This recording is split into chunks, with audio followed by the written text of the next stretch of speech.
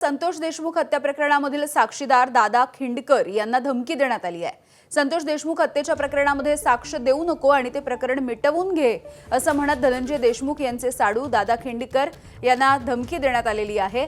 सख्या भावानंच जीवे मारण्याची धमकी दिल्याचा हा सगळा प्रकार आहे आणि या प्रकरणी शिवाजीनगर पोलीस ठाण्यामध्ये अदखलपात्र गुन्हा दाखल करण्यात आला आहे।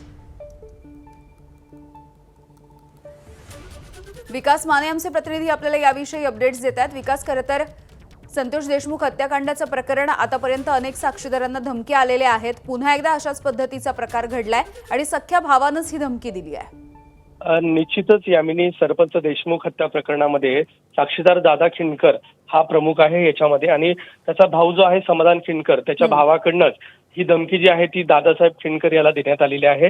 दादासाहेब खिंडकर हा आपल्या घरी असताना त्याचा लहान भाऊ समाधान खिंडकर जो आहे तो तिथे आलेला होता आणि त्याने त्याच्यासोबत बाचाबाची झाल्याच्या नंतर तू धनंजय देशमुख यांच्यासोबत राहू नकोस, संतोष देशमुख प्रकरणात साक्ष देऊ नकोस आणि ते प्रकरण मिटून घ्यायला सांग असं म्हटलेलं आहे। आणि याबाबतचा उल्लेख जो आहे तो पोलिसांना दिलेल्या तक्रारीमध्ये देखील नमूद करण्यात आलेला आहे। बीडच्या शिवाजीनगर पोलीस ठाण्यात याबाबतची तक्रार जी आहे ती स्वतः दादा खिंडकर यांनी दिलेली आहे।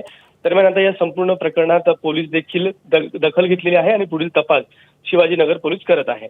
धन्यवाद सविस्तर माहितीसाठी।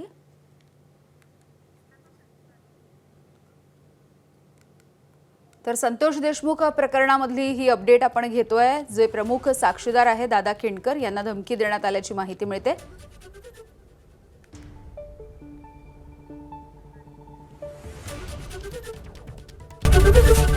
एबीपी माझा, उघडा डोळे बघा नीट।